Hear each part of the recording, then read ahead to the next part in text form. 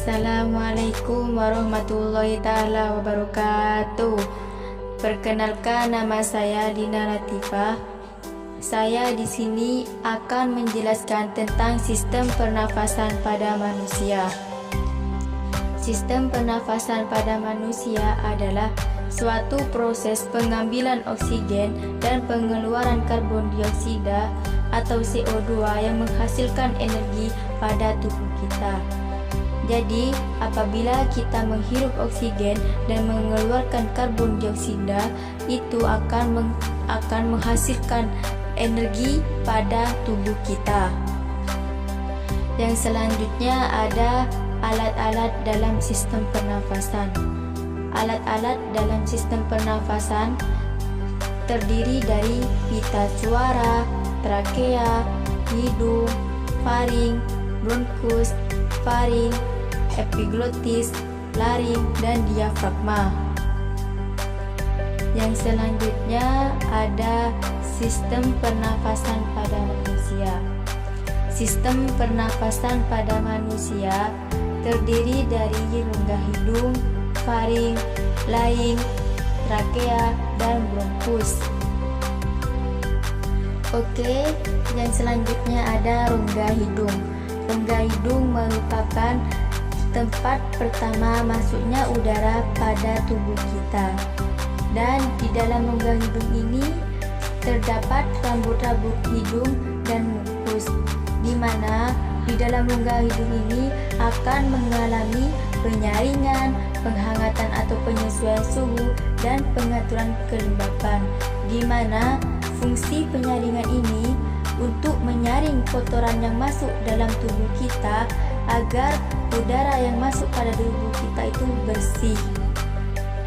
Selanjutnya ada pengatur kelembapan, di mana penghangatan atau pengatur kelembapan ini untuk menyesuaikan suhu supaya suhu yang masuk pada tubuh kita sama dengan suhu tubuh kita.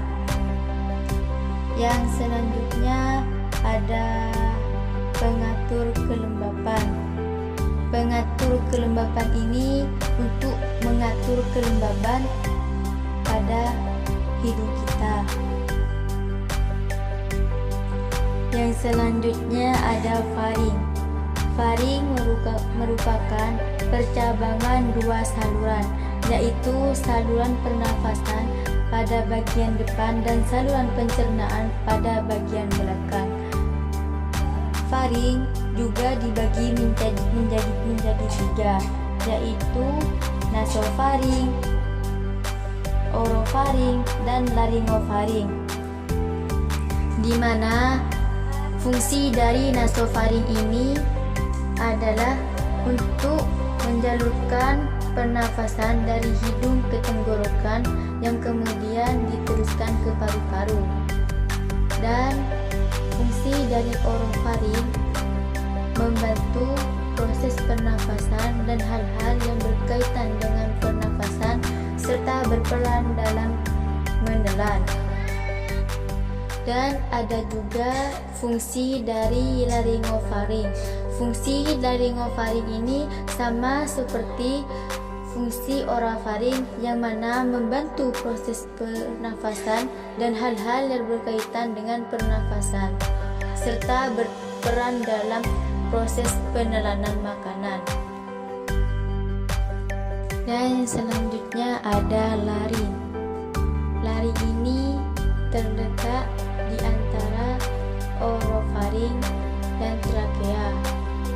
Laring ini dikelilingi oleh tulang awan. Fungsi dari laring tersendiri ialah menyalurkan udara dari faring ke trakea. Dan terdapat pleura atau bagian atas laring yang akan menutup oleh jaringan penutup yang bernama epiglotis saat ada makanan yang lewat. Laring juga sebagai kotak suara karena memiliki pita suara. Yang selanjutnya ada trakea. Trakea adalah organ sistem pernafasan yang berupa pipa dengan panjang sekitar 10 cm. dan bahwasanya trakea ini terdiri atas jaringan epitel yang bersilah, dan lapisan ini bisa menghasilkan banyaknya lendir, dan itu pun berfungsi untuk menangkap benda-benda yang mana akan masuk kepada paru-paru yang bersamaan dengan udara pernafasan. Terus di sini ada bronkus. Bronkus adalah cabang batang tenggorokan yang terletak setelah tenggorokan sebelum paru-paru. Fungsi utama bronkus adalah menyediakan jalan bagi udara yang masuk dan keluar paru-paru. Yang selanjutnya ada paru-paru dan alveolus. Paru-paru manusia berjumlah sepasang, yaitu kanan dan kiri. Setiap paru-paru dibungkus oleh satu pembungkus paru-paru yang dinamakan dengan pleura, di mana setiap paru-paru kanan dan kiri memiliki gelambir yang berbeda-beda. Paru-paru kanan memiliki 3 gelambir dan paru-paru kiri memiliki 2 gelambir. Di dalam paru-paru terdapat kantong udara sebagai disfungsi atau pertukaran gas, yaitu disebut alveolus, di mana permukaan alveolus ini dilingkupi oleh kapiler darah sehingga kemungkinan terjadi difungsi gas atau pertukaran gas pada tubuh kita. Yang selanjutnya, yang terakhir ada mekanisme pernafasan pada manusia.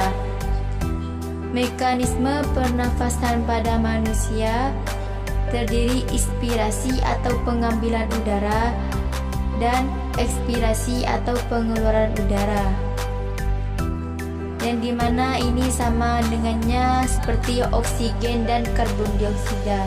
Yang kedua ada pernafasan berdasarkan cara melakukannya atau organ yang berperan, yaitu terdiri dari pernafasan dada dan pernafasan perut, di mana pernafasan dada ini melalui udara yang masuk, lalu tulang rusuk terangkat karena kontraksi otot antara tulang rusuk, lalu volume rongga dada ini membesar. Apabila rongga ini keluar atau apabila udara keluar, tulang rusuk akan turun karena otot antar tulang rusuk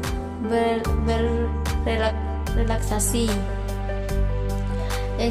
Yang terakhir ada pernafasan perut, di mana apabila udara yang masuk, maka otot diafragma kontraksi atau diafragma mendatar, volume rongga dada akan membesar.